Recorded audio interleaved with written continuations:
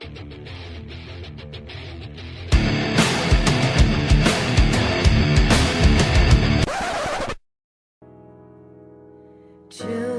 of the land, do you hear echoes of truths that once rang clear? Two souls intertwined, one true love they did find, bringing land and heavens near. But flames that burn full bright soon fell dark. Hello, and welcome to the 6th episode of the Whispering Dawn podcast. I am Lothathor Wylith. I'll be your host today. Unfortunately, we got 2 people sick, and 1 traveling and going to Walls of Death. She does promise that she's going to give us a full update next podcast. So, with me today is Sierra Faye. Hello. And how are you today? I am pretty good. How are you doing? Oh, I'm pretty good. How did you like that opening? That was a twist. At first, I was like, "Well, she said we were going to do something different," but you surprised me. I do love that song, though. Yes, it's awesome. It's perfect. Well, today, even though it's just the 2 of us, we're going to go over the live letter. We're going to go over some emails we got. And actually, you're going to talk about probably something that you missed out last week, and that's our whole harassment thing. So we'll go over that with you too today. Awesome. I'm excited. Okay, well, let's get the whole context stuff information get over with so we can get this. You can reach us on our Twitter at whispering_dawn. You can email us at thewhisperingdawn@gmail.com. You can follow us on Tumblr at thewhisperingdawn.tumblr.com. You can download us off of iTunes, which, please, if you do, please give us a rating. It'd be awesome to give some feedback on the show. And you can actually listen to us on Stitcher.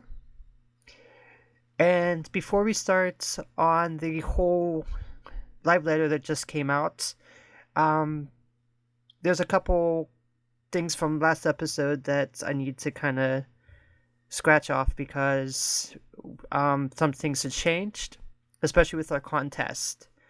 We're still giving away the 60-day time card. However, we got rid of the 100 listener thing because I'd rather concentrate on the listeners we have and not like pressure anybody to go out and grab some just because you want to get a time card.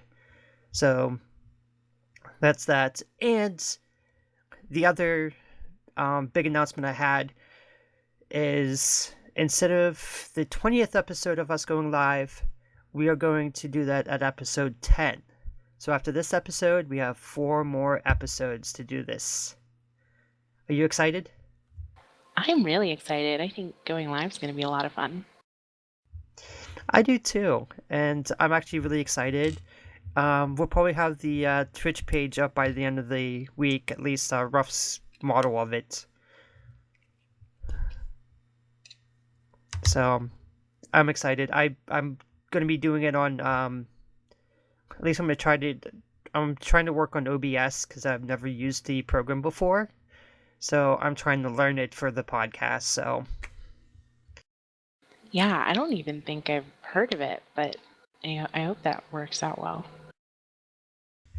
I do too. And with the Twitch page, I'm going to talk to the other hosts about this too. Is once we have that page up and running, anybody can just live stream then.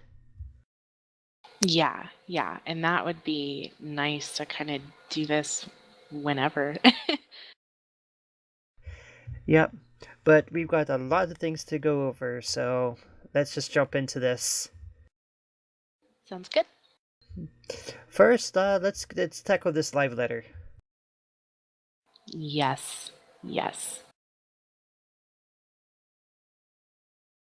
I was able to watch the last maybe half of it from Black Mage Skills and everything after it.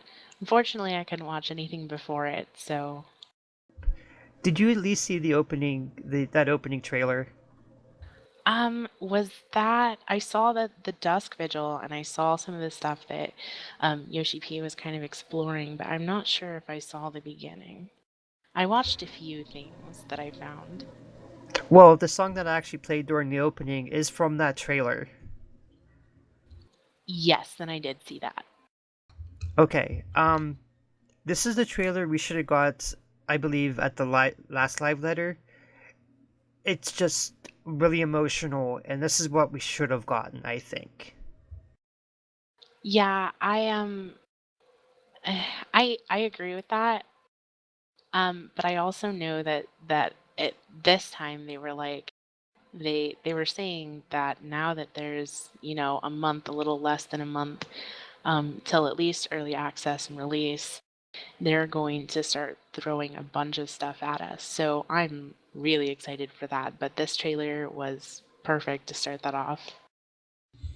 Now, I do have one question, and I'm probably going to ask the other host this next week. We had little debates on here before on whether or not the Scions are actually dead or not. However, in my mind, this trailer kind of solidified for me that unfortunately they are dead to me. Yeah, I kind of got that vibe. I'm just kind of wondering if they're in hiding or um I don't know. I still have that glimmer of hope, I think. Well, the thing that solidified for me is just the way the how everything fell in the song. If you look like on the section where they started showing like all the scions, there's actually like the music, like the lyrics of the music is talking about sacrifice at that moment. Yeah, unfortunately. I don't know. I'm trying to stay optimistic, but it's just kind of looking grim. Yeah, but I did like that we got to see, everything that's led up to this. We've got to see Tataru, and I keep forgetting the guy's name. Um, are you talking about Alfino? Yeah, that's who. Yep. And there's just a little piece there that makes me wonder because I've been hearing about this whole, Tataru is actually working for, the bad guys and everything. But did we just get a glimpse of that in that trailer? Uh, I I don't know. That makes my stomach turn. I hope not, but I mean, just the way she looked at those people and the people looked back at her, and she's like, "Oh no." yeah. I don't know. That makes me uneasy a little bit. It did too, but let's actually get into some of this gameplay because he did show off some gameplay, which is awesome. The first thing we see is Ishgard, and he's running through this on his Black Mage, which is at 11,346 MP. That I saw that, and that is insane.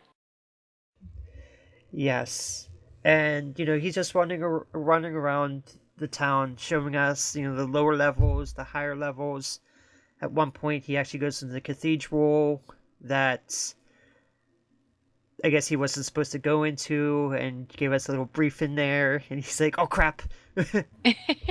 Yeah. I love the little slips. And they said that they actually are using the X11 while they were streaming, so that was awesome. Yeah, I kind of have sometimes I don't really pick up on that, but there are some improvements that just stick out. Yes. So after Ishgard, we're taken to the Karathos Western Highlands. Were you around for 1.0? I was. So, I mean, he even says that, it's going to be returning from 1.0 and it's going to be almost exactly the same. So is that a good thing or a bad thing? That makes me really excited because Corinthus used to be this big, beautiful, like prairie-like area, and I loved it. And then I learned that it was snowy, and I was like, well, the snowy area is cool too, but I miss the kind of prairie area. So I'm really excited for that. Now, at this point, he goes onto the fat chocobo and starts flying with it.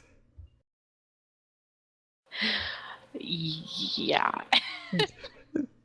I love that little flying fat chocobo. I'm sorry, that's what we're using. I like the fact that he's trying to swim in the air as he's like flying. It is so awkward, but it's so amusing. Yes. The map is. I guess the reason he was going to show this off because the map is massive, 2 to 4 times larger than the biggest zones in the game currently. Yeah, I was really surprised to hear that they were that big. When they said that the expansion was just as big as 2.0, I was like, that I don't know how that could be, but I believe them now. So then he shows off Dusk Vigil, or at least the entrance to it, because of course he's not going to go in and show us.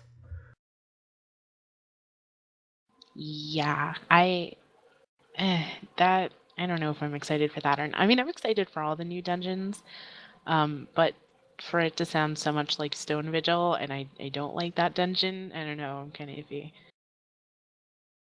Right, and then he actually talks about how to obtain the Flying Mounts, and I found this interesting because you're going to obtain it at the beginning of the 3.0 main story.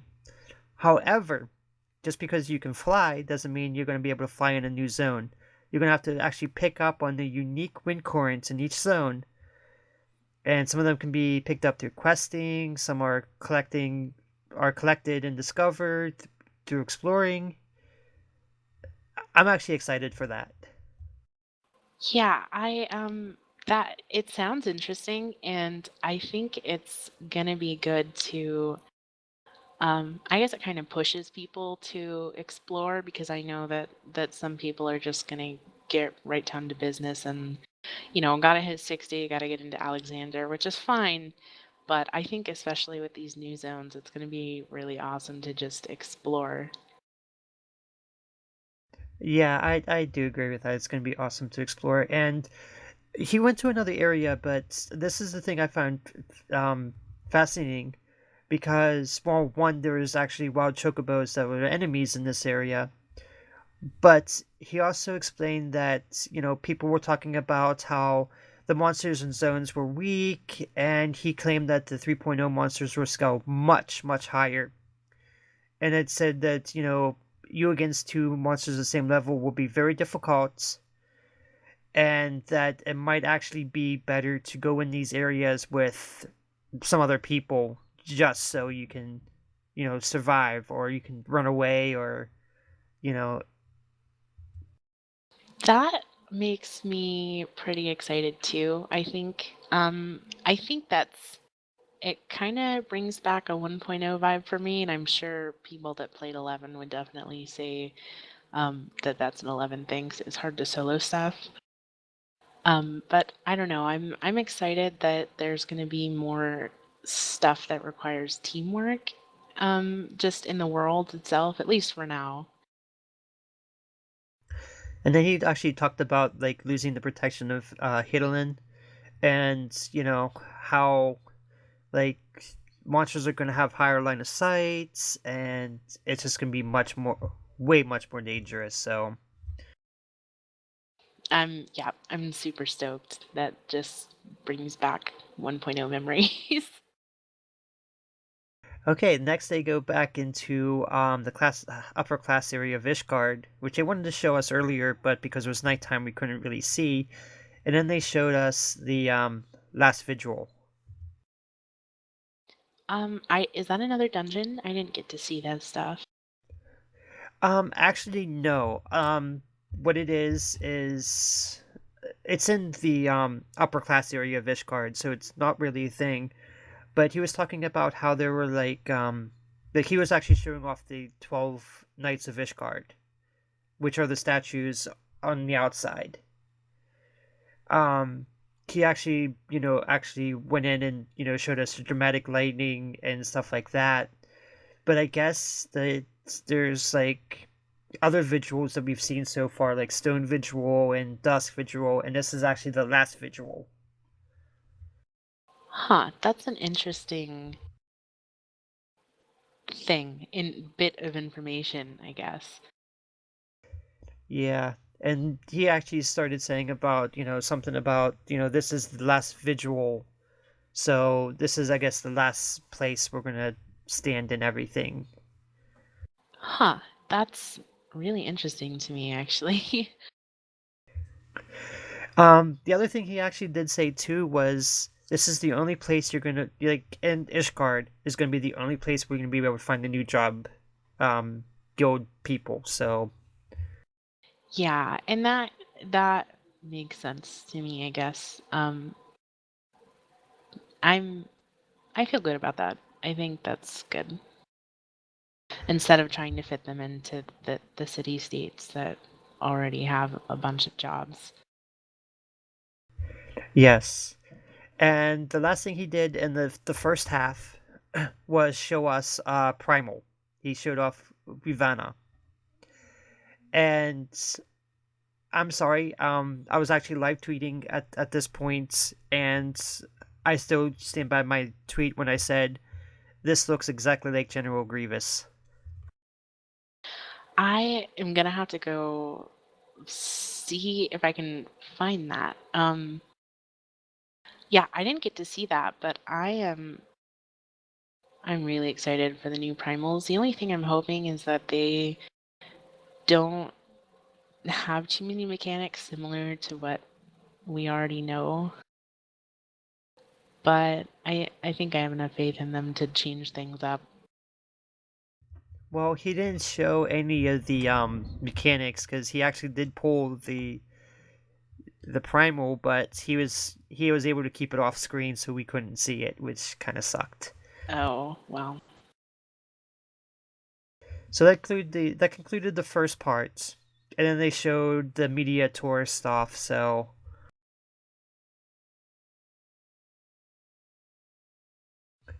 which wasn't exciting at all. And then they came back with the stuff that, oh my god, I am dying to talk about, and we're going to be talking about this again next week with the other hosts because I know some of them have really big opinions on some of these classes and everything. So we'll bring them back next week and get their things. But here we go, job skills.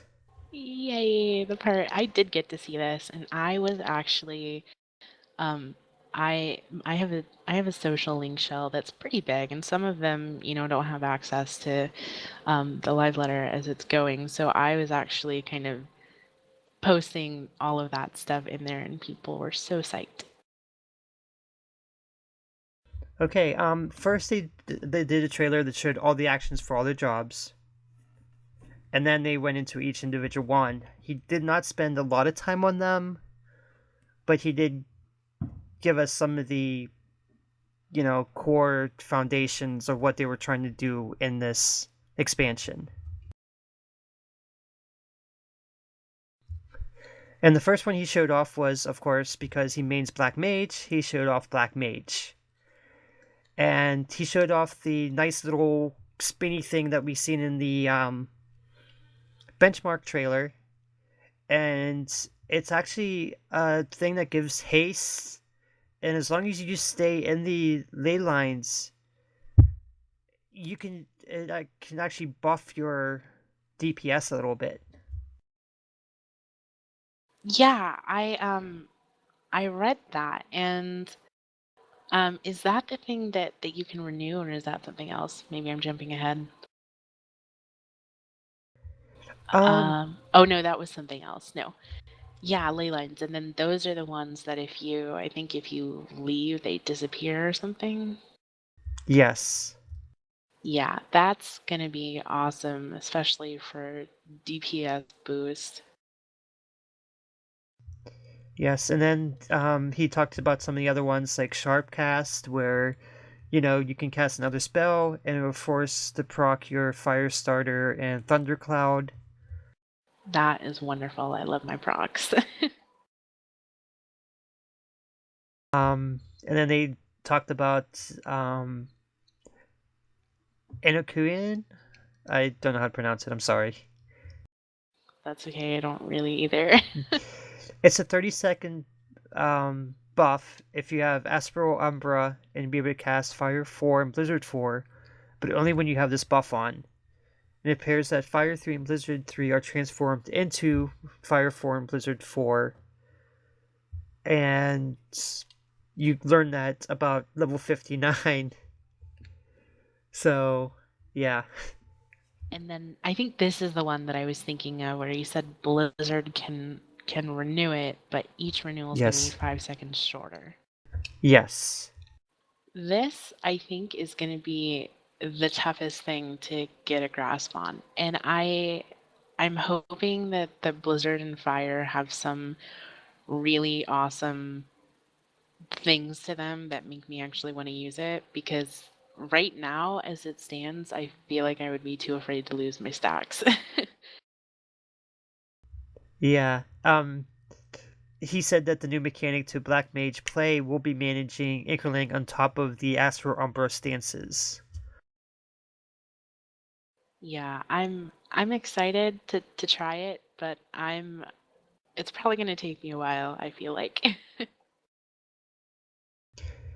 And it seems like the rotations are going to be changed because, as we're going to be talking about, yeah, there's going to be multiple rotations you can use, and it's actually going to change how you play each class and the optimal for each class and stuff like that.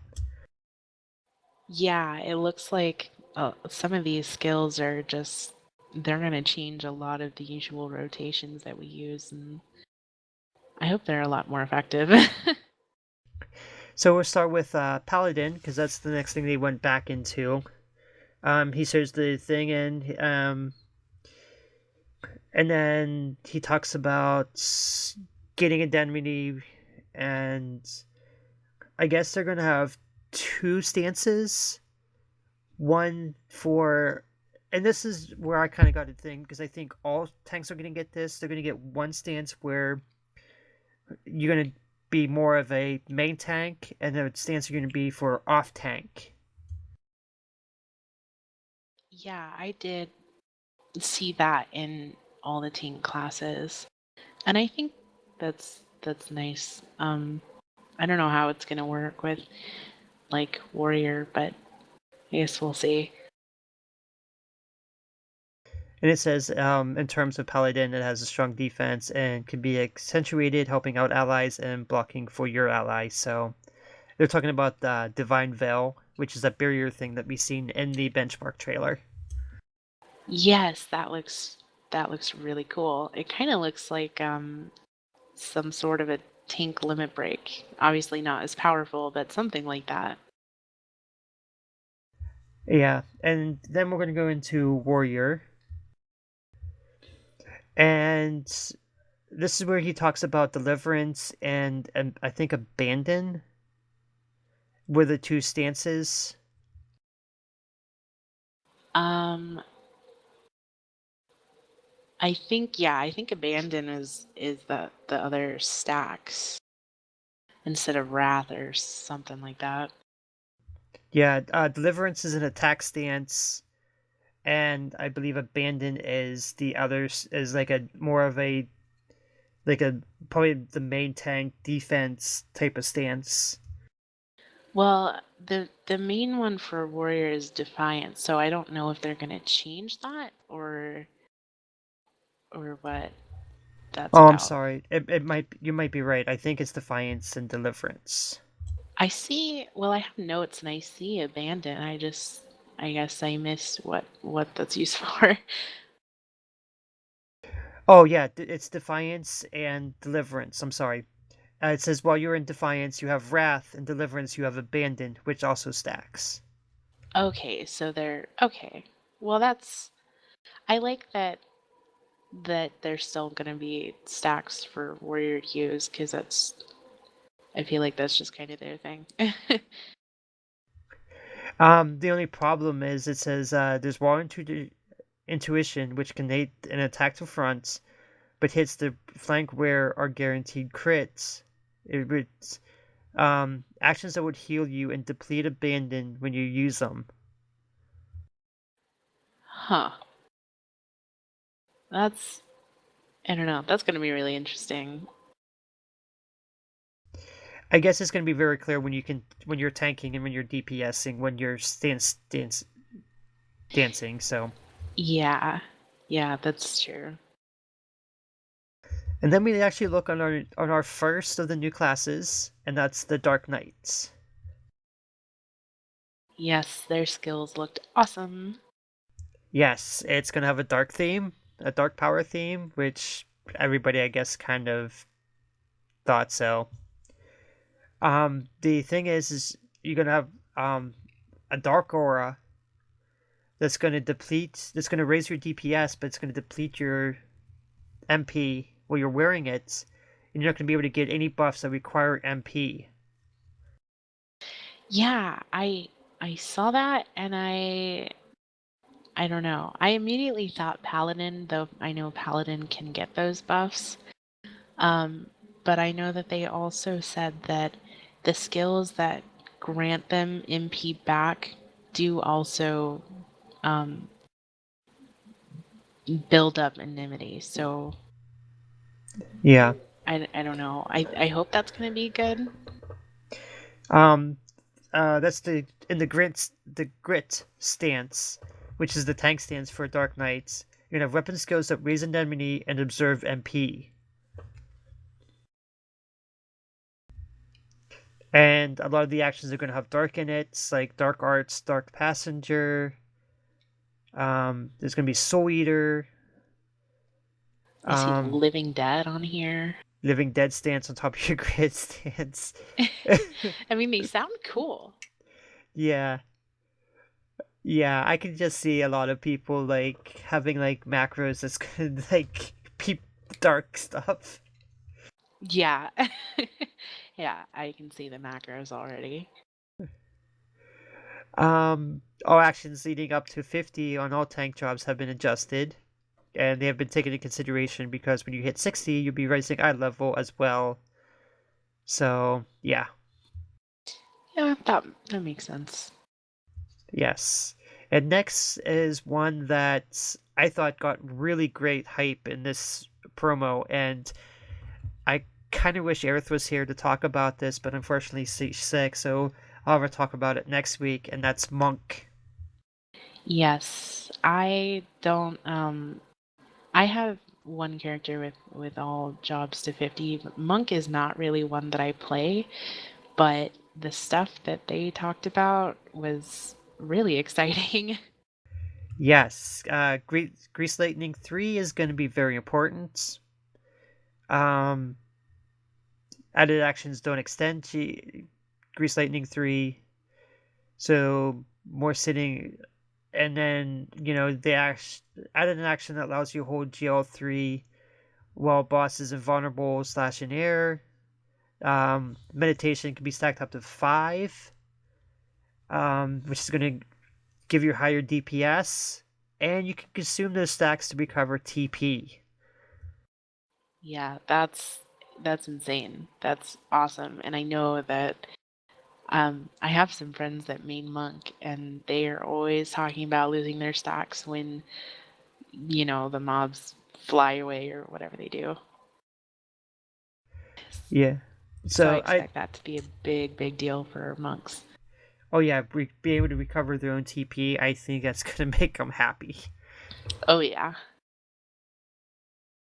And then the next class we get is a class that they've been putting on the forefront for this whole thing, and that's the Dragoon.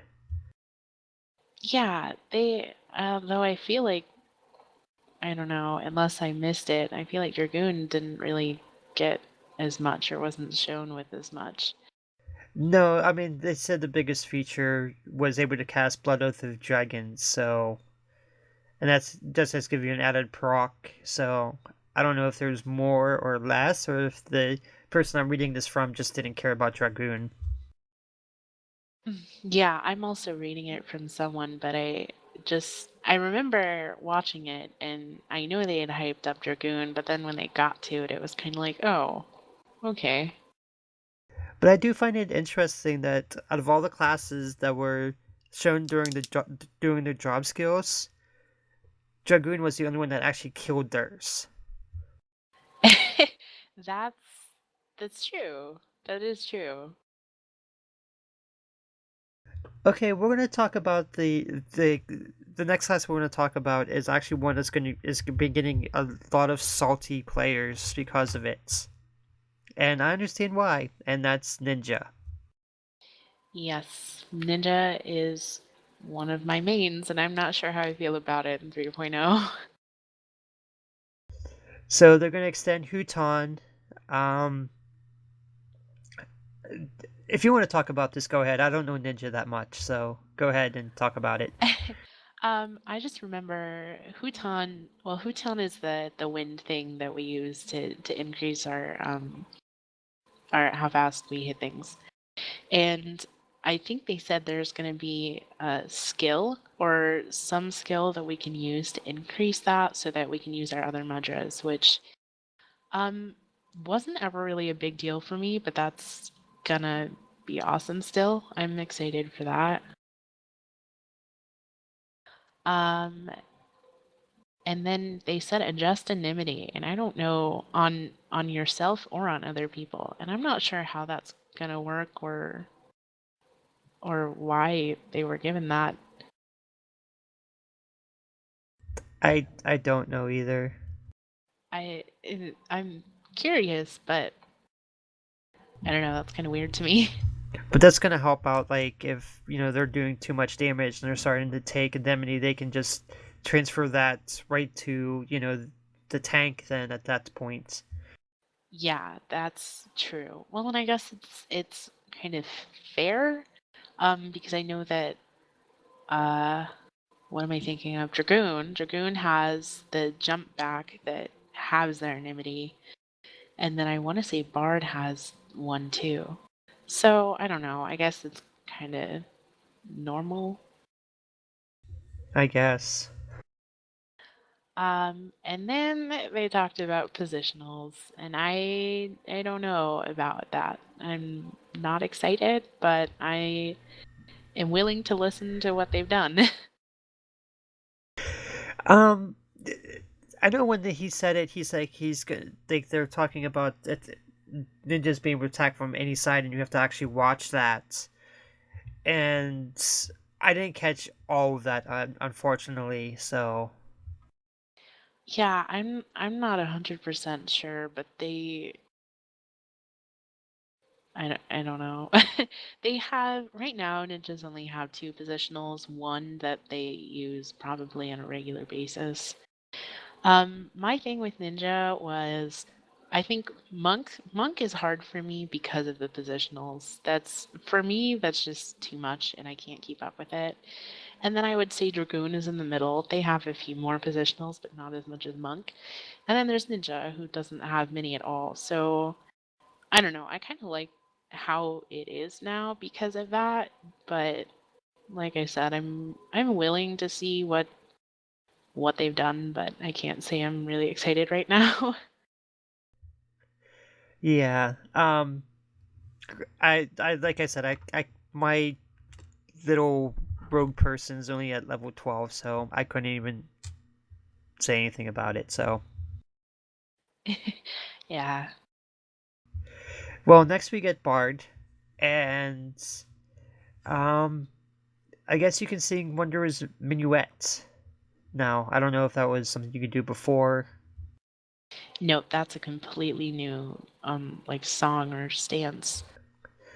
Um, and it says that when it's activated, your DPS will go up, but your auto attack is turned off, and you can't attack when moving. Yeah, I um I'm actually excited for this stance, even though I think it's going to be a little tricky to get a handle on. Just, when can I use this and not get myself killed? This is true. And then, like, the other thing that they showed was Sidewinder, which you do a physical attack um, that increases DOT damage. So, I think that's pretty neat. That's pretty exciting. Although I feel like bards do kind of a lot of damage as it is, especially for a support class. yes. And the next thing we get is Mechanist, the other one of the other new classes. And I'm still mad on it. I yeah, I'm feeling a little better about it after this, but it's still I think the last one on my list of new ones that I want to try. So I guess let's see here. It's gonna be similar to Bard. Um, going to be able to reload is they said to think of it as 5 bullets being loaded into your special gun, and you deplete those bullets when you use actions. And then there was something about procs there too, I think, with those. Yeah, I don't know either. And you can also use a quick reload that puts bullets in the gun, and a shot one gets you a 50% rate next shot that has increased proc chance, then another 50% proc chance on the third shot, and I don't know. Yeah, I guess it's kind of like Ninja, where I'm willing to try it, but I'm still not really hyped up about it. Now it also talks about you have bombs and turrets, and yeah, Yeah, he did kind of emphasize the turrets. I think he said he was hoping that people would place them and kind of play around with them because they have different effects or something like that. yeah. And then next we have Summoner, and this one actually did I thought was came out pretty good. The changing Try Disaster, which they said that if they were implemented based on the name alone, it would have been way too powerful. So they're going to change Try Disaster to Try Bind, and then add another skill called Try Disaster, which is going to be pretty powerful. Yeah, Summoner is one of the DPS classes. It was one of my first ones, and um, I I'm excited for Try Disaster. The Try Bind makes sense, although that's really not on my bar if I'm being honest. Um, but Try Disaster, the new one, sounds OP, It's actually. going to cast all dots at once on target.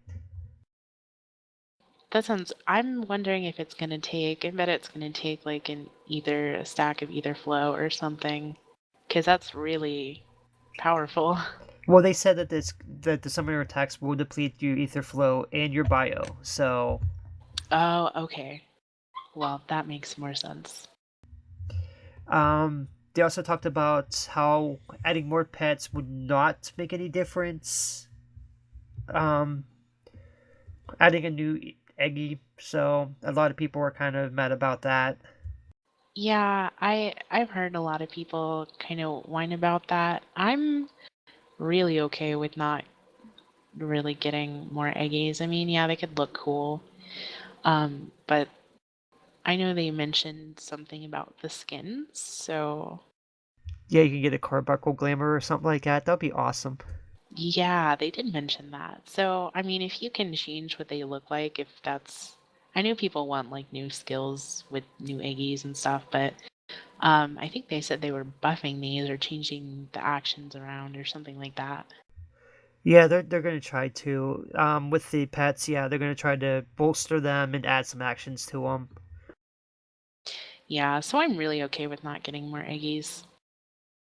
And then I guess the recast time for Ether Flow is going to be 60 seconds. With the first 30 seconds, you build on your dots, and then the remaining 30 seconds, they added Dreadworm Trance, which gives you the powers of Behemoth to use on enemies. That's interesting. Um, I don't know how that's gonna work at all. I don't either, but it looks amazing. Yeah, it does. And then after that, we're done with the DPS classes. We'll go right into the healers, and we get into White Mage first. That Asylum skill is going to be awesome. It's a ground targeted AoE heal that you can also attack and heal at the same time. Yeah, that's really neat. Um, I don't know. I'm excited for that. That's cool. They've also added some lesser powers instant heals, as well as Stone 3 and Arrow 3. I'm And sorry. I'm just gonna say I'm thinking with the lesser heals, it's gonna be like lustrates, I guess, is the only thing I can think of. yes, but here's the thing that actually is making me glad as a scholar and as an astrologian when I get there. Protect is going to work the same on all of the healers. The same.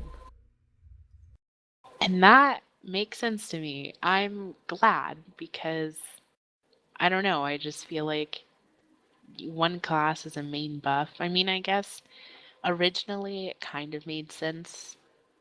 Well, no, to me it makes sense for the scholars to have that because they're more of the damage mitigation, but Yeah, but I just like the fact that they're actually, having the bonus for protects that the white mages had and just putting on all classes because I always feel like inadequate going into a party with another, with a white mage and being like, okay, go ahead. You can go ahead and use protect because mine's subpar. Well, and I think it's also silly that if you're in a party with, say, a paladin, and the paladin has just as good of buffs as you as a healer, and that's just weird to me. I mean, that's all they did with white mage, and that's the asylum for me was what clinched it for white mage. I mean, that is just an awesome thing. That's amazing. I'm going to use that all the time. And then we're going to go into my main class, and actually the next two are going to be my main classes come the next expansion. Scholar and even Astrologian. But before we get to Astrologian, I was very, very underwhelmed with the Scholar stuff. I'm a little underwhelmed with both Scholar and White Mage, but uh, I'm I'm for and against kind of what they're doing with um, bridging the gap between them because while it's nice to be able to kind of have both the barriers and the pure heals, I just hope they don't bridge that too much so that they become kind of, either or. Because right now together as a team, they are perfect because they complement each other. Yes, they do. Scholars are going to get two stances, deployment tactics and emergency tactics. I know what emergency is, but I'm not actually sure what deployment is.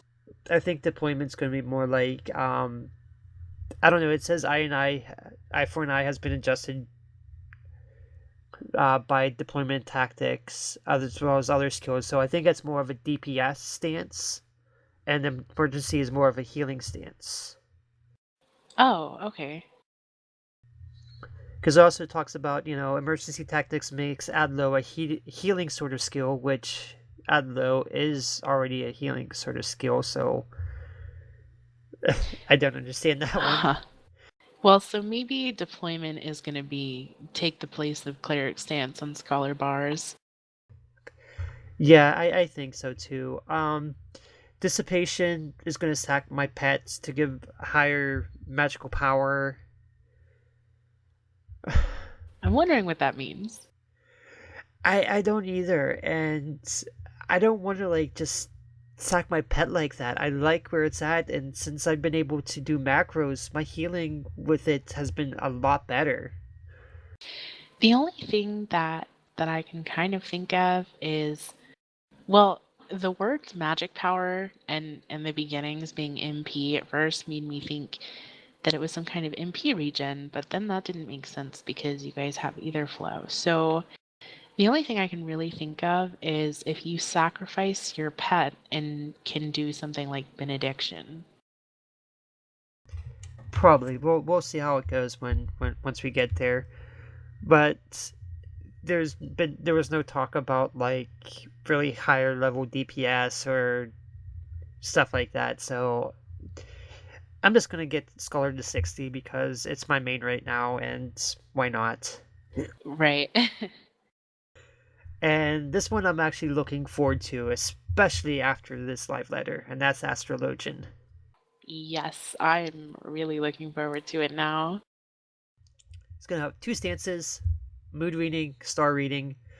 One is a pure heal, and one is more scholar like. Yeah, which is meh. Okay. I kind of expected that. And they said that they recommend we get used to being in one stance, then learning the other stance. And I guess Yoshila's barrier that she did is actually going to be a AST move. So That's that's cool. I'm excited for that. I am too. Um, and then they talked about the card draw and stuff like that, which I'm sorry, but a lot of people are right with this comparison. It's Yu-Gi-Oh. Yeah, yeah. I'm not even gonna defend it. That's pretty much. I can see a lot of people on their macros putting in Yu-Gi-Oh references. Um, Dividing cards is going to let you add buffs to you or your allies. They want you to try it out, and but it's much easier to to show. You're going to draw from 6 types of cards. You can inflict buffs, debuffs, such as haste, increasing your probability for taking less damage. And once you draw a card, you hold it, then draw again. You can use War Road to combine the cards and make the effect more powerful. For example, making it apply to multiple allies. Spread will let you hold onto the card, and shuffle if you don't like the card. You will shuffle it back in your deck if you don't like what you drew. For some reason, I was a little surprised that the cards were randomized because I think in my head I just pictured, literally pulling up a deck and picking. But I think the randomization is gonna be kind of cool. Well, somebody that plays collectible card games, I love this. This is gonna be my job. I'm just gonna be like, oh, here we go. All right. Yeah, I feel like Astrologian is gonna take quite a bit of learning and quite a bit of skill to kind of be able to decide when and how to use the cards and when to combine them and that kind of stuff. Yes, I think it is too. But it's just gonna be amazing, and um, I just can't wait for it. Yeah, I'm pretty excited to try it. And the last things they talked about was you're gonna get skills from 50 to 60, and each will change the way you battle. And they want everybody to talk it out and argue about what's the best use of the new skills. I'm sure there will be lots of that. And they did give us a little thing about the new jobs, and that's in terms of cross class skills. The only one I see mentioned here is that Dark Knight's going to use and I'm sorry if I don't know these abbreviations because they use it on here, GLD and MRD. Uh, well, MRD is Marauder. What was the first one? Oh, Gladiator then. GLD. Oh, GLD, yeah. And you can use Provoke as a Dark Knight. Which is fair. I think all tank jobs should have provoke. It's so useful. And then he said that there's going to be a game guide, but it's going to be for Japanese people only. And actually, it's blank from what he showed us. So Yeah, I did see that, but I think he said that's gonna still be the thickness of it though when it does come out. Yeah, I think I'm gonna get it just so I can have it. Maybe learn Japanese in the meantime. There you go. And then he announced that there's gonna be 3.0 patch notes reading from E3. There's gonna be a live letter 22 from E3, and we're gonna be live by then. So we're gonna be able to get you this information. So this is gonna be awesome.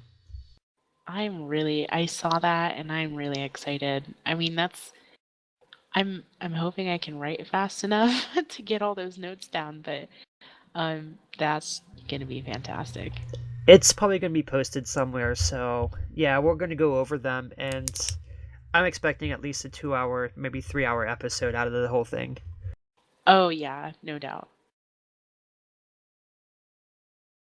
Okay, from there we're gonna move on to social media stuff. So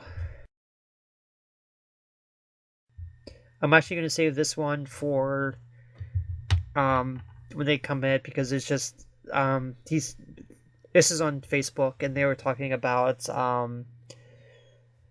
having like an original tag for people so they can run the original dungeons like they were meant to be instead of you know how they're gonna nerf all the new dungeons and everything. Well, I'll save that for next week and have this discussion with everybody else. But um, this is gonna this is from the same guy who emailed us last week, who's anonymous, when we were talking about harassment. So before we get into this, what was your thoughts about the whole subject last week, since you weren't here? Yeah, I wasn't. I don't know. It's such a big deal still, and I wish it wasn't, but there's still that kind of, I don't know, stereotype is the right word for, there's no females on the internet and just no sensitivity to that kind of stuff, I guess. I don't know. Um I don't know. It it bothers me. But, I guess as a female playing video games, you kind of get used to it, unfortunately. This is true, and when I read this, I'm just gonna break it up because it's a huge email. I don't know if you were able to read it during the week, but it's huge. I think I skimmed it and it is pretty big. Okay, so we're just gonna start off. He still wants to be called anonymous, so that's how we'll consider him. You're anonymous. Hi, anonymous. Thank you for emailing us again. Thank you for reading my last email, and I want to say I'm sorry for some of the harassment some of the women on the group have experienced. As stated, I've seen it in games I've played, and whether quite the reverse. I've never seen it in the games I played, and whether quite the reverse, I wanted to address a few things commented in the blogcast. I'm kind of perplexed about that. Yeah, a little bit. Anyway, after the hashtag spoken of, please, I'm not going to speak of it, please, no. To clarify from my point is that gamers want to expand in quantity and variety, but what is being mentioned by the opposition is what they want to shame and remove things from the selection. I'm gonna stop right there because as somebody who's actually neutral in the whole thing, and I've made many YouTube videos, no one's trying to take away anything. No one's trying to destroy anything. And the only reason people like bring up stuff is because we're trying to make it better for everybody. I know people don't see it that way, but we're not trying to take away all the toys. Yeah. I'm not even sure how to respond to that. I'm 100% for games for women and mixed genders target audience, but men have different preference in general. We like what we like and don't want that taken away, but don't want to exclude different people entirely either. Uh,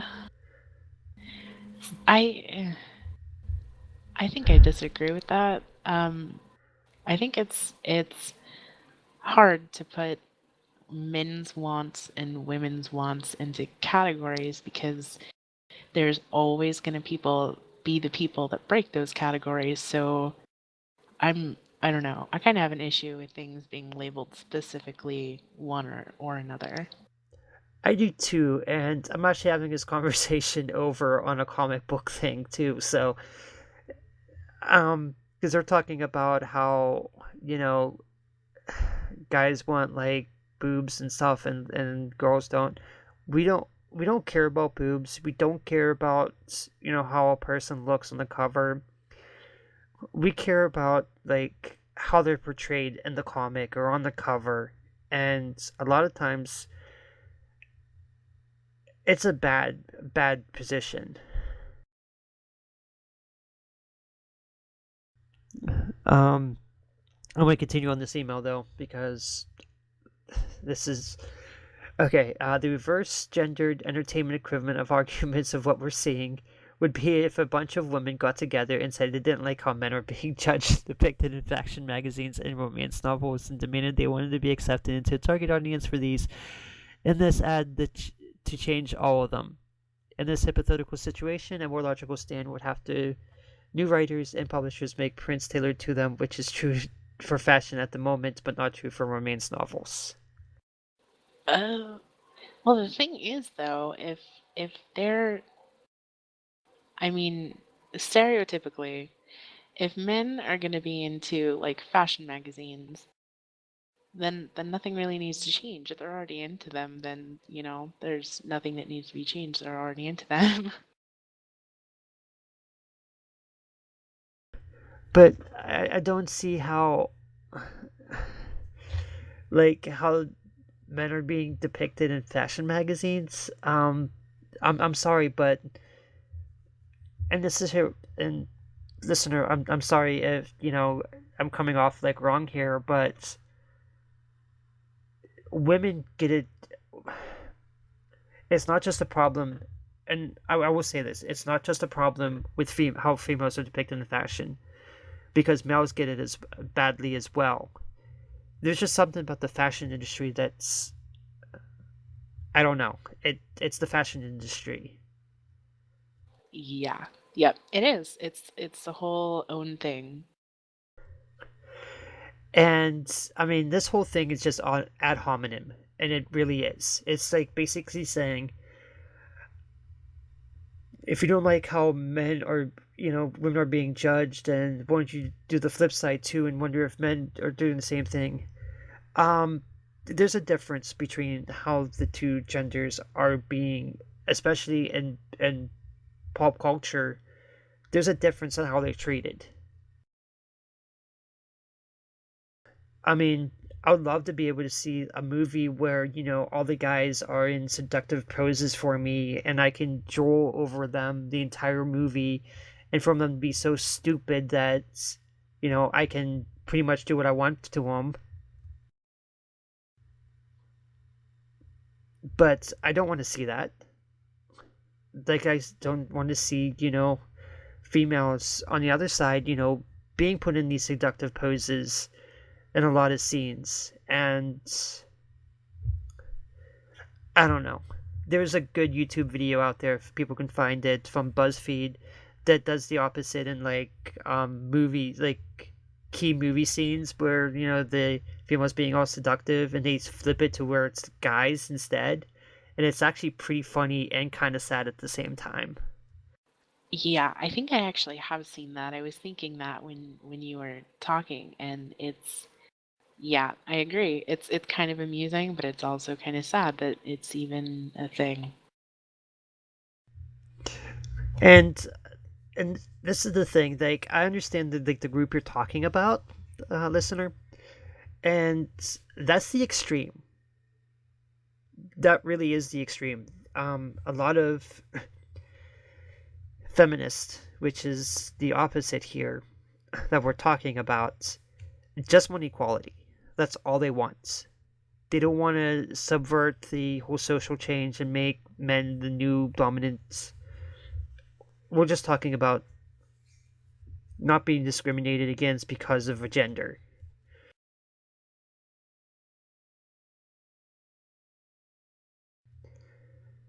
I'm going to continue with this email because it's going to get into something we actually talked about.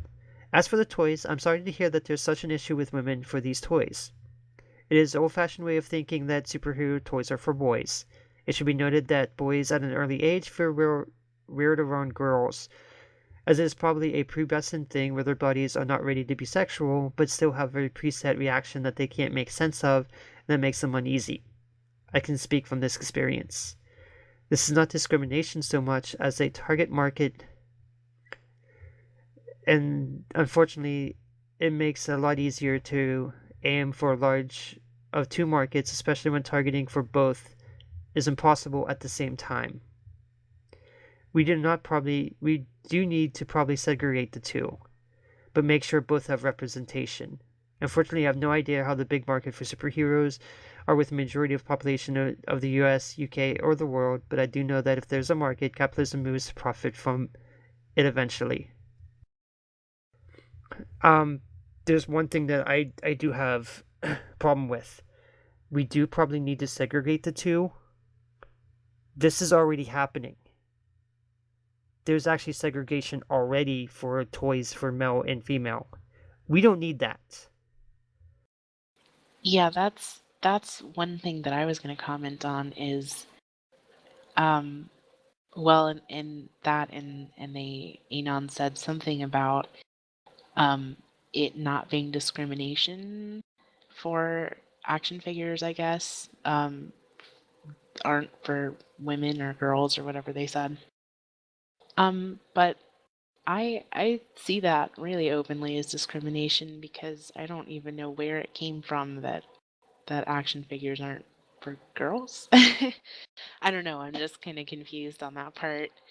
I guess I don't know originally where it came from. It's, you know, I don't know. I see that really openly as discrimination because it doesn't make any sense to me. It doesn't make any sense to me either. And I know plenty of girls who, played with, Hot Wheels when they were young, that liked watching, He-Man and, Ninja Turtles, which is actually put in the boys section. I don't know why, but it's defaulted right over to the boys section for Ninja Turtles, and I know a whole bunch of females that love Ninja Turtles. Yep, and that honestly was me as a little girl. I had a lot of friends that were boys, and we would play with Hot Wheels and their action figures. And we would play video games on our little Nintendo GameCube. um, but I think the other thing is that Anon is saying there needs to be different advertisement for target audiences, but I I don't really see that. I don't either. One of the coolest things about, looking like from ads from like the past is everything, is that Legos were actually originally targeted to girls. What was that? Lego. Oh, were they? Yeah, if you look at some of the old ads for Legos, it had female present right up in there. And then somewhere it just got subverted to where it's a guy thing. Which is silly because Legos of all things are just you build stuff. Why is that a male thing? Precisely. No, we're not trying to change stuff, and we're not trying to take away toys or change video games or, reverse gender entertainment everything. We're just trying to make everything, equal for us. Yeah, yeah. That's how I see it. And as far as changing things, I mean, if we're already interested in something, like since we're on the topic of heroes and action figures, if there was something that we didn't like about it, I mean, we wouldn't be interested in it. But, just because I'm a female that likes superheroes doesn't mean I want all of my superheroes to be buff and look really good because I'm not going to enjoy them otherwise because I'm female. This is true, and This is one thing I like about like comic books, especially right now. And this is why this whole argument doesn't hold up to like comic books or anything, is because there's a lot of good female writers and artists that have just taken over comics and are just knocking preconceived notions out of the park. Yeah, there really are. I mean, Gail Simone right now is, I follow her on Twitter, and she's like a fun person to actually, follow on Twitter, and has a really humorous Twitter account. But when she first got started, she actually was, railing against this whole, and she actually could term the coined a term for females in refrigerators. And instead of going the route where, well, she could do, fight and fight and fight, no, she actually got in, and, she's doing stuff that you probably wouldn't think a female writer would do, like Red Sonja.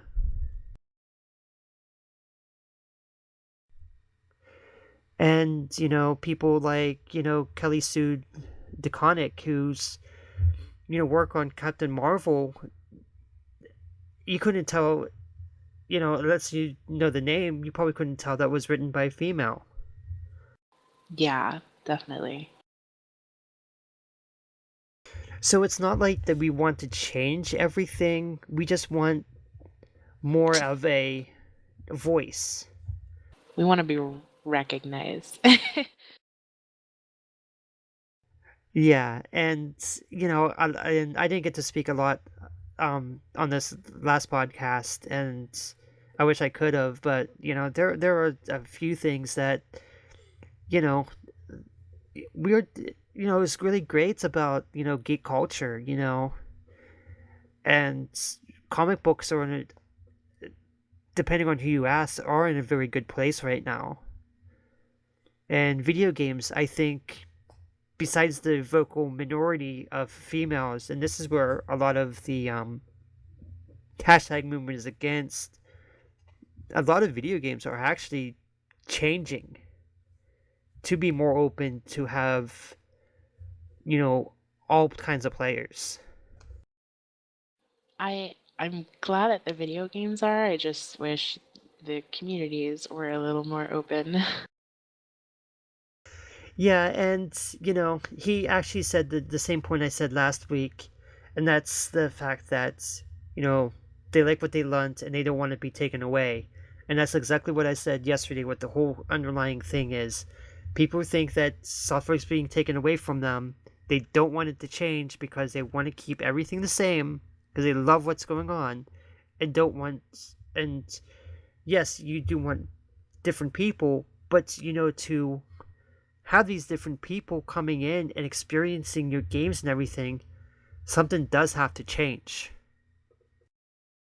And that's not always a bad thing. I mean, that's like, surrounding yourself with people that think the exact same thing as you is fine and all, I guess. But once you get, other perspectives and stuff like that, sometimes things get better, even if they are changing. Yeah, I mean, the one thing I would say about this whole hashtag movement and everything is that it's not doing what it should be doing, and that's creating dialogue between both sides. At some point, both sides are going to have to sit down and discuss, calmly discuss and rationally what everybody wants.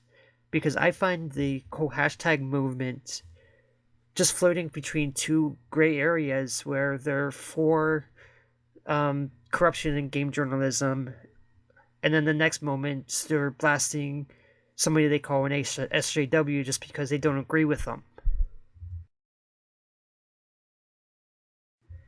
It doesn't make sense to me. Yeah, I'm with you on that. And then let's just finish off his email here.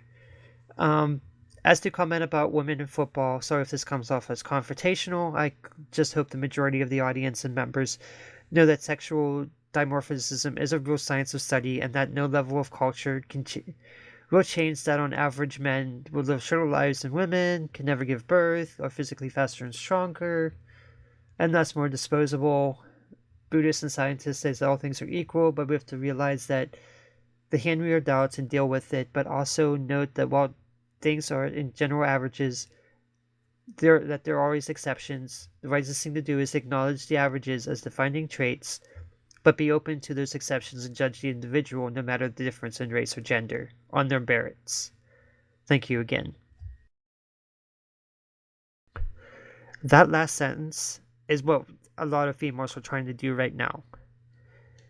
We just want, people to acknowledge us and that there should be no differences in race and gender. Absolutely. That's like one of the things I actually agreed from this, and this is what a lot of females, especially feminists, not the radical feminists. Now I'm making a clear line that there is a radical feminist movement and there's just a regular feminist movement. And the regular feminist movement, they want exactly what you just said. They want an acknowledgement that averages are defining traits, and it shouldn't matter your race or gender, especially in work pay. All that should be equal. And there's actually studies that says it's not. You know, people going into STEM sciences, more guys are prone to go in there than females. Why? You know, and as for the whole women in football thing, I hate to say this, but um, the whole stronger thing for men, have give birth first and see how strong you actually are. Yep. It's a bit of a different strength, but it falls under the umbrella of strength. And just because of the pain that goes with childbirth, women do go on the football field. They would do good in all these other stuff. One of the biggest draws in UFC right now is not a man but a woman.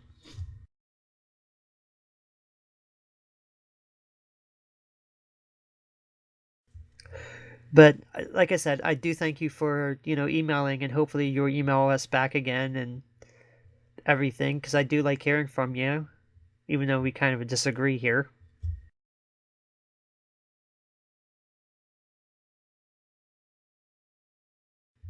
Do you have anything to add?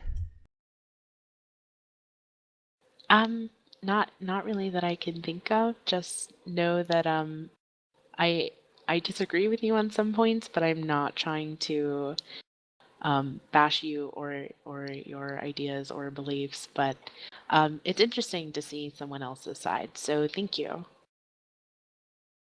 I will have to agree with that. I do thank you, and it's actually nice to see other sides, and I like it when the discussions are actually level-headed and not like yelling at each other.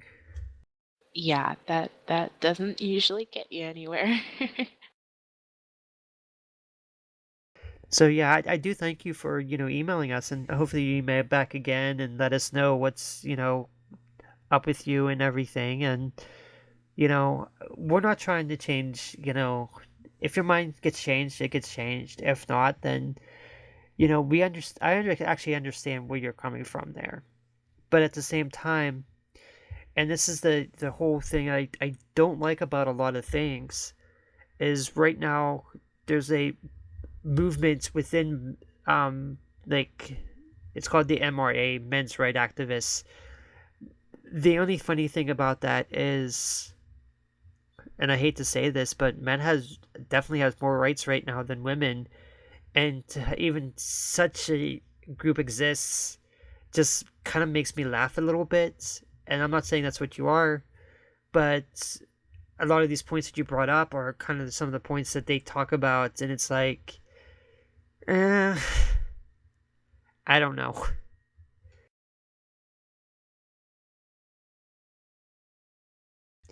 But I do thank you for for emailing us, and I'd love to hear more from our listeners, and that's going to be awesome. But so what have you been doing to get ready for Heaven's Word? Oh, geez. I had so many goals at first. Um, I was super gung ho. Okay, let me start by saying this. I have two characters that I main for. One is a legacy character, and she was on a different server, and then I made another one to be with some friends that I met in Duty Finder. And eventually they ended up on the same server, so I kind of just keep up with both of them as best I can. So instead of just capping 900 poetics, it's 1800. So at first I was like, I'm gonna catch up with poetics and I'm gonna gear everything out and blah blah blah. And I fell off that bandwagon. And then my goal was to level all my crafters because all my gatherers and all my disciples of war are 50. And then I kind of fell off that bandwagon too. So I've been pony farming the important stuff. Yeah, that's always the important stuff. I haven't fallen into the pony farming yet. I'm still doing poetics, so I actually gave up on my relic weapon, which Oh man. How close did you get, or were you still pretty far? I was still pretty far. I just started the first book. Oh jeez. There was no way I was gonna make it before the expansion, so I'm just like, I'll just get my 130 weapon, the POX weapon. There you go. Yeah, Relic, I mean, Relic was the biggest pain I've ever had to do, but in the end, I want to say it's worth it, but I don't know. Since it's not continuing, and I know Yoshi said that having it was going to make it a little easier for the next set of quests, but eh, I'm not sure. Well, I mean, I just do the next set of relic weapons, Yeah, I'm and can't say I'm excited. I'll make sure I start a lot sooner with this than I did. So this way, I actually like I said, I'm gonna main two jobs next patch, and that's gonna be scholar and astrologian. You'll be a mega healer. Yeah, but like I said, that the only thing about white mage that I see that I'm gonna love is that asylum. That just looks amazing. It really does. And it's unique. It's not something that another class or job already has. So that's exciting too. And I thought like when they were talking about it, I thought he said that other people wouldn't be able to get into that too and be able to attack from inside that bubble. So I don't know. Yeah, I wasn't sure if that was like an AoE region or if that was a barrier like sacred soil kind of or what exactly. I wish I could have it as a scholar, please. Maybe we'll share one day. When all the healers are just healers and all the tanks are just tanks. Right, yeah. I hope that doesn't happen. I don't know. So, what are you most excited about in the next expansion? Ah, well, it's kind of hard to narrow it down. Um, Honestly, the exploration is going to be number one probably. And then, dungeons will be fun. I'm not I'll definitely do the raids, but they're not like my number one thing. Um, I don't know. We in my social link show, we are planning on getting a group together and fate grinding to 60. So I think that's going to be a lot of fun too. That does sound like a lot of fun. So you're gonna get to your job to 60 first, and then go back and grab the new classes. Yeah, I'm thinking my white mage is 130'd out and she has the Zeta. So while she's ahead, I think I'm gonna push her to 60 and um see about the new gear and the new weapons and that kind of stuff. And then I'll kind of go back after white mage, maybe black mage. Black mage is kind of my secondary. And then I'll probably play around with the new jobs at some point. I don't know. There's so much to do. I feel like I'm already overwhelmed with stuff. I know the first thing I'm gonna do is probably get Scholar to 60, and then I'm gonna start on Astrologian. Like, I'm not sure if that's the order I'm actually gonna do it in, because, like I said during when we're talking about it, I'm very excited to get Astrologian, and I just want to start learning it like from day one, so that way when it comes down to like raids and dungeons, I'm already ahead of the curve, and I'll be like one of the best Astrologians. Yeah, and that's awesome. You'll stand out. You'll be like, I remember when Ninja came out and like day 5 people were level 50 with the highest weapon, relic weapon that they could get, and people were just like, wow, that's impressive. Yes. But we're gonna actually end the podcast here. Um I'm just gonna say my goodbye, and hopefully everybody email us. We do have the contest going on. It's a 60-day time card. I know Giganta is going to throw something in. I'm going to be throwing something in, and I'm thinking it's going to be actually a $20 Steam card. That's what I'm thinking. So that would be awesome. And 4 more episodes. We're going live. Exciting. So I'm gonna say goodbye, and Sierra, since they haven't heard enough of you, because unfortunately I had some stuff happen to the ones that you were on, go ahead and lead us out of here. Thanks for listening. See you guys next week.